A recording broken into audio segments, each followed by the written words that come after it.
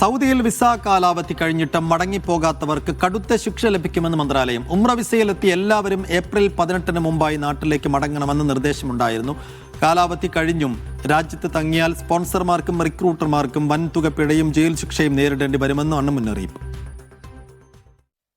Visa കാലാവധി കഴിഞ്ഞിട്ടും മടങ്ങിപ്പോകാത്ത പ്രവാസികളെക്കുറിച്ച് വിവരമറിയിക്കാത്ത സ്പോൺസർമാർക്കും റിക്രൂട്ടർമാർക്കുമാണ് കടുത്ത ശിക്ഷ. 50,000 റിയാൽ പിഴയും 6 മാസം വരെ തടവുമാണ് ശിക്ഷയായി ലഭിക്കുക. നാഷൻ വിത്തൌട്ട് വയലേറ്റേഴ്സ് എന്ന ക്യാമ്പയിന്റെ ഭാഗമായാണ് നടപടി. ഹജ്ജിന് മുന്നോടിയായി ഉംറ വിസക്കാർ ഏപ്രിൽ 18-ന് രാജ്യത്തു നിന്ന് മടങ്ങണമെന്നുമാണ് നിർദ്ദേശം. അതോടൊപ്പം സന്ദർശക വിസയുമായി ബന്ധപ്പെട്ട് ഇപ്പോൾ കാലാവധി കഴിഞ്ഞവർക്ക് അത് പുതുക്കുന്നതിൽ തടസ്സങ്ങൾ നേരിടുന്നുണ്ട്. പലരോടും ജവാസത്തിൽ നേരിട്ട് ഹാജരാകാനാണ് നിർദ്ദേശം നൽകുന്നത്. എല്ലാ ജവാസത്തുകളിലും ഈ അപേക്ഷകൾ സ്വീകരിക്കുന്നുമില്ല. ആദ്യ തവണയുള്ള പുതുക്കൽ മാത്രമാണ് നിലവിൽ നടക്കുന്നതും. ഹജ്ജിന് മുന്നോടിയായിട്ടാണ് ഈ ക്രമീകരണങ്ങൾ എന്നാണ് കരുതുന്നതെങ്കിലും ഇതുമായി ബന്ധപ്പെട്ട ഔദ്യോഗിക വിശദീകരണങ്ങളൊന്നും പുറത്തുവിട്ടിട്ടില്ല. Media 1 Jeddah.